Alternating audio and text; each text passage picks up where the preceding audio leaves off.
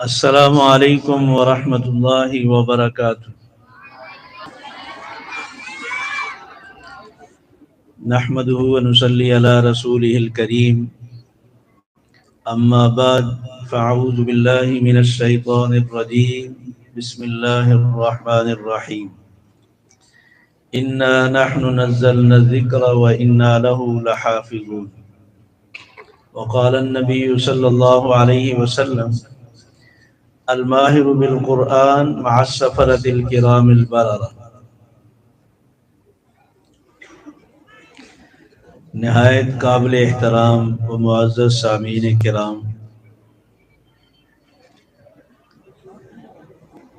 یہ ہماری سعادت ہے کہ ہم اس مبارک مجلس میں شریک ہیں۔ ایسی دینی مجالس کو رحمت کے فرشتے گھیر لیتے ہیں اور وہ ان کے گواہ بنتے ہیں۔ دنیا میں مختلف چیزوں کے لیے لوگ جمع ہوتے ہیں، اس کے لیے اپنا ٹائم دیتے ہیں، مگر ان مجالس میں شریک ہونے والے اپنا نقصان ہی کرتے ہیں کہ اتنا قیمتی ٹائم جو دیتے ہیں اس کا حاصل کچھ نہیں ہوتا۔ ایسی مبارک مجلسوں میں بیٹھنا بھی عبادت ہے۔ اللہ ہمارا یہ بیٹھنا قبول فرما لے۔ اللہ تبارک و تعالیٰ نے یہ کتاب اتاری ہے اور اللہ ہی اس کی حفاظت فرمائے گا۔ دنیا میں جتنے فتنے بڑھتے جا رہے ہیں، اسلام کے لیے مشکلات کھڑی کی جا رہی ہیں، لوگوں کو دین سے متنفر کرنے کی کوشش کی جا رہی ہے، دینی اداروں کے خلاف پروپیگنڈا کیا جا رہا ہے، سنتوں کے خلاف، دینی ماحول کے خلاف طرح طرح کی سازشیں تیار کی جا رہی ہیں، مگر اللہ کا نظام دیکھیں کہ اتنا ہی زیادہ اللہ تبارک و تعالیٰ لوگوں میں جوش جذبہ پیدا فرما رہے ہیں۔ جن بچوں نے قرآن مجید حفظ کیا ہے یا جو بچے پڑھ رہے ہیں، ان کے ماں باپ بھی اسی ماحول میں رہتے ہیں۔ اللہ تبارک و تعالیٰ نے ان کو اس سعادت کی توفیق بخشی کہ انہوں نے اپنے بچوں کو قرآن مجید حفظ کرنے کے لیے وقف کیا، اور ان بچوں کی بھی خواہشات ہیں نا، مگر کتنے شوق سے، کتنے جذبے سے یہ قرآن مجید حفظ کر رہے ہیں۔ یہ ہمارے لیے حجت بھی ہے۔ کوئی انسان یہ اللہ کے سامنے نہیں کہہ سکتا کہ جس پرفتن ماحول میں ہم جی رہے تھے، بڑا ہی مشکل کام تھا قرآن مجید کی حفظ کرنا اور دینی مجالس میں جانا، تو یہی لوگ ہمارے خلاف حجت ہوں گے کہ اسی ماحول میں انہوں نے قرآن مجید حفظ کیا ہے نا، اسی ماحول میں ان کے ماں باپ نے ان کو قرآن مجید حفظ کرنے کے لیے وقف کیا۔ رسول اکرم صلی اللہ علیہ وسلم نے جو فرمایا، آپ نے فرمایا: الماہر بالقرآن مع السفرة الکرام البررہ۔ دنیا والے ان کو جس نظر سے دیکھیں، مگر اللہ ان کو بہت محبت کی نگاہوں سے دیکھتے ہیں۔ جو عمدہ قرآن مجید پڑھنے والے ہیں، قرآن مجید میں مہارت رکھتے ہیں، فرمایا وہ ان معزز فرشتوں کے ساتھ ہوں گے جو لوح محفوظ میں قرآن مجید کے لکھنے لکھانے میں مصروف ہیں۔ تو ان بچوں کا بڑا مقام ہوگا اللہ کی نگاہوں میں، فرشتوں کی نگاہوں میں، اور رسول اکرم صلی اللہ علیہ وسلم کی نگاہوں میں ان کا بڑا مقام۔ آپ نے فرمایا: خیرکم من تعلم القرآن وعلمہ۔ تم میں سب سے بہتر وہ ہیں جو قرآن مجید سیکھ رہے ہیں یا سکھا رہے ہیں۔ ماں باپ بڑے فخر سے تعارف کراتے ہیں، یہ میرا بیٹا ڈاکٹر ہے، یہ انجینئر ہے، یہ فلاں ہے، یہ فلاں ہے۔ ہمیں بھی فخر سے تعارف کرانا چاہیے کہ یہ میرا بیٹا حافظ قرآن۔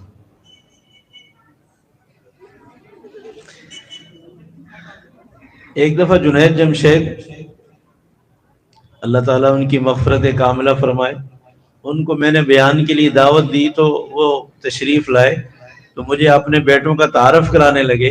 کہنے لگے پہلے میں فخر محسوس کرتا تھا ان کے سکول کا تعارف کراتے ہوئے کہ یہ فلاں سکول میں پڑھتے ہیں، مگر کہنے لگے اللہ کی قسم اب مجھے ان کا تعارف کراتے ہوئے خوشی ہوتی ہے، اس کے اتنے پارے ہو گئے ہیں، اس کے اتنے پارے ہو گئے، یہ میں نے حفظ میں ڈالے۔ یہ ماں باپ کی بھی ایک بڑی نیکی ہے، اپنی اولاد کے لیے سوچ سمجھ کر ایسا فیصلہ کرنا جو اولاد کو دنیا اور آخرت میں کام آئے، اور خود ماں باپ کی لیے بھی وہ فیصلہ سعادت ہو۔ میں نے ایسے لوگ بھی دیکھے ہیں جو بہت اچھی تعلیم حاصل کرتے ہیں، ڈاکٹر بن جاتے ہیں، انجینئر بن جاتے ہیں، لیکن جب انہیں شوق پیدا ہوتا ہے کہ اب ہم قرآن مجید سیکھیں، وہ قرآن مجید کھول کر جب بیٹھتے ہیں نا، وہ دیکھ کر بھی نہیں پڑھ سکتے، غلط پڑھتے ہیں۔ میں نے ایسے لوگوں کو روتے ہوئے دیکھا ہے کہ ہمارے ماں باپ نے ہمارے ساتھ کتنی زیادتی کی ہے کہ ہمیں صحیح سا قرآن مجید پڑھنے کے لیے کسی اچھے مدرسے میں، کسی اچھے استاد کے سامنے بھی نہیں بٹھایا۔ اگر ہم بچوں کو حافظ نہیں بنا سکتے، اس کو اچھا مسلمان تو بنائیں، بالکل ڈاکٹر بنائیں، انجینئر بنائیں، اس کو پائلٹ بنائیں، لیکن اچھا مسلمان ہونا تو ضروری ہے، اس کو قرآن مجید صحیح پڑھنا آتا ہو، اس کو نماز کا پتہ ہو، اس کو پاکی ناپاکی کا پتہ ہو۔ خود اس کے لیے بھی سعادت ہے اور ماں باپ کی بھی ذمہ داری ہے۔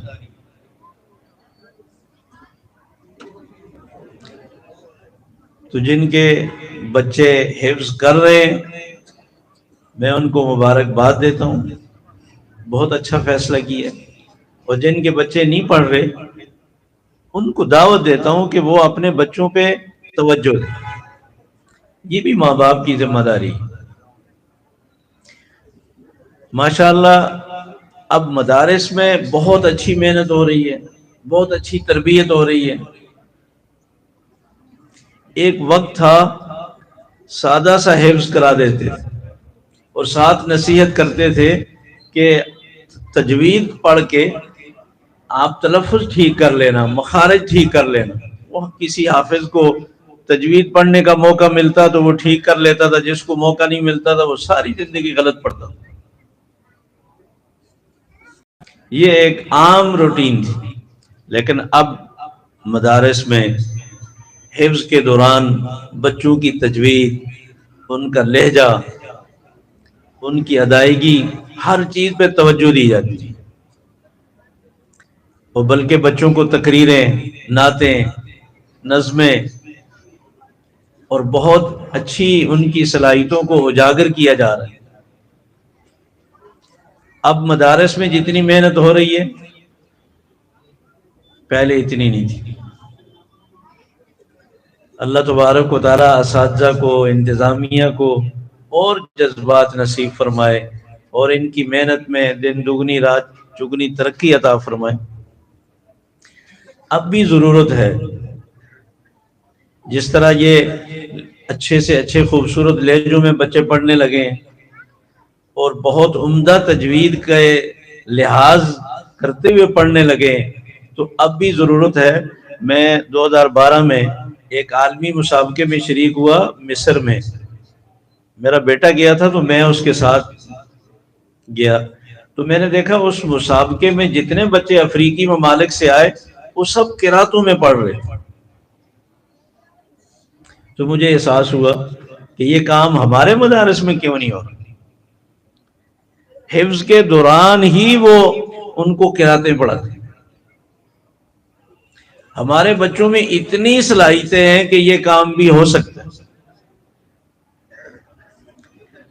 اس سے بھی بڑھ کر میں نے ایک اور مسابقہ سنا، جس مسابقے میں بچے سے سوال ہوتا، بچہ وہ آیات تلاوت کرنے سے پہلے وہ بتاتا تھا یہ کس سورت کی آیات ہیں۔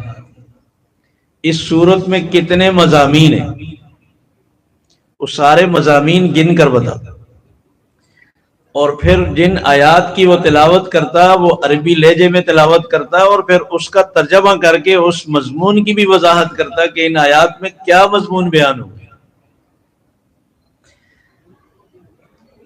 ان بچوں میں اس کی بھی صلاحیت موجود ہے، اور ہمیں اس کو بھی اپنے اہداف میں شامل کرنا چاہیے۔ شعبہ حفظ، اس کی کوئی چیز باقی نہ رہے، مکمل ہونا چاہیے۔ یہ بھی بڑی بات ہے، دن رات محنت کر کے بچوں کو یہاں تک لانا کوئی آسان کام نہیں، اس میں ماں باپ کی بھی بڑی محنت شامل ہوتی ہے، بچوں کی بھی محنت شامل ہوتی ہے، اور اساتذہ کی بھی بہت محنت شامل ہوتی ہے۔ اللہ تبارک و تعالیٰ تینوں کو دنیا اور آخرت میں اس کا اجر اور صلہ عطا فرمائے۔ قرآن مجید کا سننا بھی سنت ہے، اور قرآن مجید پڑھ کر سنانا بھی سنت ہے۔ صحیح بخاری کی ایک حدیث ہے، صحابہ میں سب سے خوبصورت آواز والے قاری تھے حضرت ابی ابن کعب رضی اللہ تعالیٰ، بہت خوبصورت پڑھتے تھے۔ رسول اکرم صلی اللہ علیہ وسلم نے ایک دفعہ حضرت ابی ابن کعب رضی اللہ تعالیٰ عنہ کو بلایا اور فرمایا کہ ابی، ان اللہ امرنی ان اقرأ علیک القرآن، مجھے اللہ نے حکم دیا ہے کہ میں آج تمہیں تلاوت سناؤں۔ حضرت ابی ابن کعب رضی اللہ تعالیٰ عنہ نے سوال کیا، اللہ سمانی لک، یا رسول اللہ کیا اللہ نے میرا نام لے کر آپ کو حکم دیا کہ آپ ابی ابن کعب کو تلاوت سنائیں؟ رسول اکرم صلی اللہ علیہ وسلم نے فرمایا، نعم، جی ہاں، اللہ نے تمہارا نام لے کر مجھے حکم دیا۔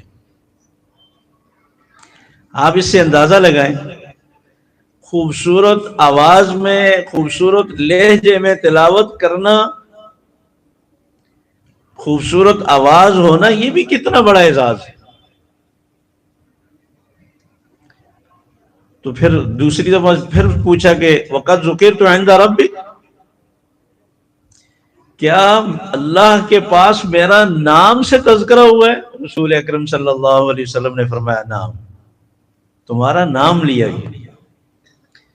تو رو پڑے سن کر کہ میری اس آواز کی وجہ سے اللہ نے میرا نام لیا اور آپ کو حکم دیا کہ آپ مجھے تلاوت سنائیں۔ پھر رسول اکرم صلی اللہ علیہ وسلم نے تلاوت کی، حضرت ابی ابن کعب رضی اللہ تعالیٰ عنہ سنتے رہے۔ صحیح بخاری کی ایک اور حدیث ہے کہ حضرت عبداللہ ابن مسعود رضی اللہ تعالیٰ عنہ کو رسول اکرم صلی اللہ علیہ وسلم نے فرمایا کہ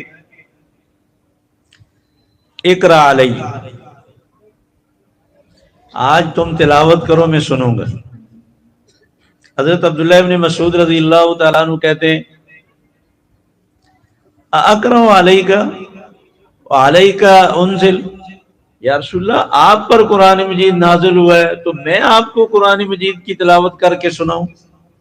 ہونا تو یہ چاہیے کہ آپ تلاوت فرمائیں، میں سنوں۔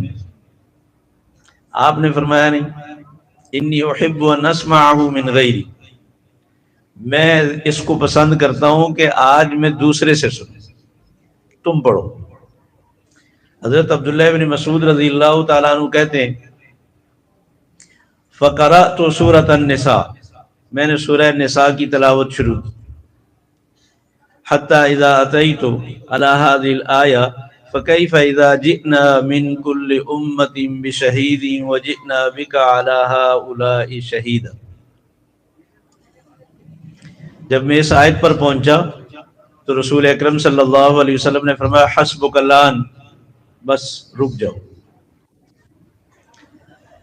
میں نے جو مڑ کر دیکھا رسول اکرم صلی اللہ علیہ وسلم کی طرف، تو آپ کی آنکھوں سے آنسو بہہ رہے۔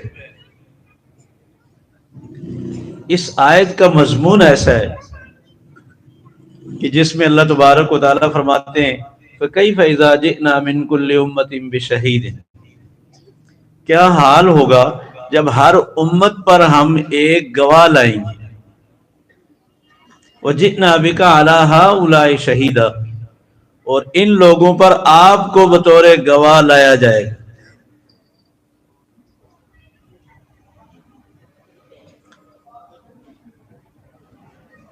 ہر امت سے جو گواہ لایا جائے گا، ہر امت کے طرف جس نبی کو بھیجا گیا اس نبی کو اللہ تبارک و تعالیٰ بلا کر پوچھیں گے،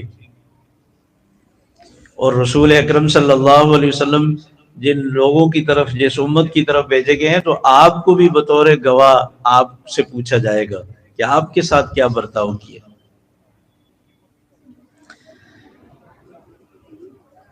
دیکھیں، کچھ لوگ یہ آیت پڑھ کر یہ بتانا چاہتے ہیں کہ رسول اکرم صلی اللہ علیہ وسلم قیامت کے دن اپنی امت کے گواہ بنیں گے۔ اس بات کو ذرا توجہ سے سننا، اس کا عقیدے سے تعلق ہے کہ گواہ تو وہ ہوتا ہے جو ہر جگہ موجود ہو اور وہ اس کام کو آنکھوں سے دیکھے، عینی گواہ ہو تو تب وہ گواہی دے سکتا ہے۔ تو جب رسول اکرم صلی اللہ علیہ وسلم ہماری گواہی دیں گے تو پھر ہمارے حالات سے واقف ہونا، ہمارے گھر میں موجود ہونا، ہماری مسجدوں میں موجود ہونا، ہماری مجلسوں میں موجود ہونا، ہر جگہ موجود ہونا تو پھر ضروری ہوا نا، ورنہ تو گواہی کیسے ہوگی؟ حالانکہ یہ مطلب نہیں ہے شاید۔ اس لیے کہ سورہ مائدہ میں آتا ہے کہ رسول اللہ تبارک و تعالیٰ فرماتے ہیں یوم یجمع اللہ الرسل فیقول ماذا اجبتم۔ سارے انبیاء علیہ الصلوۃ والسلام کو اللہ تبارک و تعالیٰ قیامت کے دن جمع کریں گے اور پھر پوچھیں گے کہ جب آپ دنیا سے آ گئے تو پھر پیچھے امتوں نے کیا کیا؟ وہ لوگ دین پر چلے، آپ کی نصیحتوں پر انہوں نے عمل کیا کہ نہیں کیا؟ تو سارے نبیوں کا ایک ہی جواب ہوگا، لا علم لنا۔ جب تک ہم دنیا میں رہے تو ہمیں پتہ ہے، لیکن دنیا سے آنے کے بعد تو پھر ہمیں کوئی پتہ نہیں کہ ہمارے لوگوں نے ہماری نصیحتوں پر عمل کیا یا انہوں نے پھر دین کو بگاڑ دیا، دین سے پھر گئے۔ انک انت علام الغیوب، اے اللہ آپ تو غیب جاننے والے ہیں۔ دیکھیں، اگر رسول اکرم صلی اللہ علیہ وسلم ہمارے گھر میں، ہماری مسجد میں، ہماری مجلسوں میں ہوں اور وہ اپنی مبارک آنکھوں سے ہمیں دیکھ رہے ہوں تو پھر ان کو تو گواہی دینی چاہیے نا کہ میں نے فلاں فلاں لوگوں کو دیکھا کہ وہ دینی کاموں میں مصروف رہے اور انہوں نے بڑی خدمات انجام دی اور وہ اچھی زندگی گزارتے رہے۔ تو اللہ کی بارگاہ میں ان سارے نبیوں کا یہ کہنا کہ لا علم لنا، ہمیں تو کوئی پتہ نہیں۔ اور پھر رسول اکرم صلی اللہ علیہ وسلم کا فرمان ہے صحیح بخاری میں، آپ نے فرمایا فَأَقُولُ كَمَا قَالَ الْعَبْدُ الصَّالِحُ عیسیٰ ابن مریم، میں پھر اللہ کی بارگاہ میں وہ جواب دوں گا جو عیسیٰ علیہ السلام اللہ کی بارگاہ میں جواب دیں گے۔ فرمایا کہ میرے کچھ امتی قیامت کے دن میری طرف بڑھیں گے تو فرشتے ان کو روک لیں گے، میں ان سے کہوں گا آنے دو ان کو، یہ تو میری امت کے بندے لگتے ہیں۔ تو روک لیا جائے گا اور مجھے یہ کہا جائے گا کہ انک لا تدری ما احدثوا بعدک، آپ کو نہیں معلوم کہ انہوں نے آپ کے بعد دین کو بگاڑ دیا، نئی نئی چیزیں اس میں پیدا کی۔ تو پھر میں اس موقع پر وہی کہوں گا جو عیسیٰ علیہ السلام نے اللہ تبارک و تعالیٰ کی بارگاہ میں کہنا ہے، کنت علیہم شہیدا ما دمت فیہم فلما توفیتنی کنت انت الرقیب علیہم وانت علی کل شیء شہید، کہ اللہ جب تک میں ان میں موجود رہا تو مجھے تو پتہ ہے کہ اس وقت تو ان میں کوئی بگاڑ نہیں آیا تھا، جب آپ نے مجھے دنیا سے اٹھا لیا تو پھر اس کے بعد مجھے نہیں پتا، آپ بہت اچھی طرح جانتے ہیں کہ انہوں نے پھر کیا کیا۔ سورہ بقرہ میں اللہ تبارک و تعالیٰ فرماتے ہیں وَجَعَلْنَاكُمْ أُمَّةً وَسَطًا لِتَكُونُوا شُهَدَاءَ عَلَى النَّاسِ، رسول اکرم صلی اللہ علیہ وسلم کو بھی ہم نے گواہ بنایا ہے پہلی امتوں پر، اور اس امت کو بھی گواہ بنایا ہے پہلی امتوں پر۔ یہ امت بھی گواہی دے گی کہ نوح علیہ السلام نے اللہ کا پیغام پہنچایا مگر ان کی قوم نے انکار کر دیا، سارے نبیوں نے اللہ کا پیغام پہنچایا مگر قوم نے نہیں مانی، تو یہ امت گواہی دے گی۔ تو وہ امتیں اللہ کی بارگاہ میں کہیں گی یہ تو تھے ہی نہیں جب ہم دنیا میں آئے تھے، یہ تو بعد میں پیدا ہوئے، یہ ہمارے خلاف کیسے گواہی دے رہے ہیں؟ تو پھر ہم سے پوچھا جائے گا کہ آپ کیسے گواہی دے رہے ہیں؟ تو رسول اکرم صلی اللہ علیہ وسلم نے فرمایا کہ یہ امت اللہ کی بارگاہ میں عرض کرے گی کہ یا اللہ آپ بھی سچے، آپ کا کلام بھی سچا، قرآن مجید میں آپ نے فرمایا کہ سارے نبیوں نے اپنی امتوں کو پیغام پہنچایا، قوموں نے نہیں مانی، ہم تو قرآن مجید پڑھ کر گواہی دے رہے ہیں، تو اس امت کی گواہی بھی اللہ کے ہاں معتبر ہوگی، تو یہ امت بھی پوری گواہ ہے۔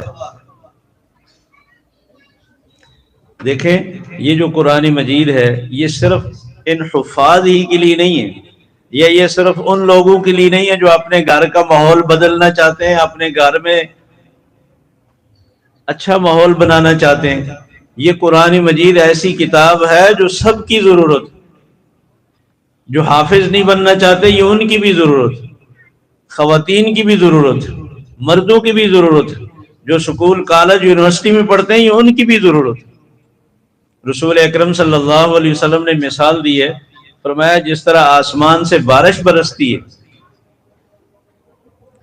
وہ بارش برسنے والی ہر انسان کی ضرورت ہے، ہر جاندار کی ضرورت ہے، یہ بھی اللہ نے رحمت کی بارش برسائی ہے، یہ بھی ہر ایک کی ضرورت ہے۔ جس طرح اس کے بغیر کوئی نہیں رہ سکتا، اس رحمت کی بارش کے بغیر بھی کوئی کامیاب نہیں ہو سکتا۔ اور پھر فرمایا وہ جو بارش برستی ہے نا، کچھ جگہوں پہ برستی ہے تو وہ زمین ایسی سخت ہوتی ہے کہ وہ بارش کا پانی اوپر سے گزر جاتا ہے، زمین اس پانی کو نہ خود پیتی ہے نہ دوسروں کے لیے روک سکتی ہے۔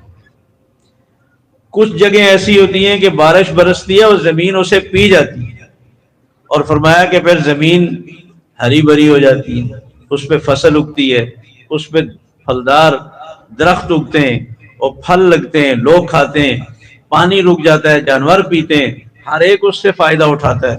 فرمایا ایسے ہی کچھ لوگوں پر قرآن مجید یہ بارش برسی، ان کے اوپر سے گزر گئی، انہوں نے مڑ کر نہیں دیکھا کہ قرآن مجید میں کیا بیان ہے، ہمیں اس سے کیا فائدہ اٹھانا چاہیے، اور یہ اللہ کی رحمت ہے، ہمیں اس سے مستفید ہونا چاہیے۔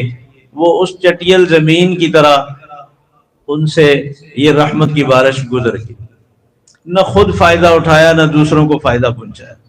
اور کچھ لوگ ایسے ہیں جو قرآن مجید سے خود بھی خوب فائدہ اٹھاتے ہیں اور دوسروں کو بھی فائدہ پہنچاتے ہیں۔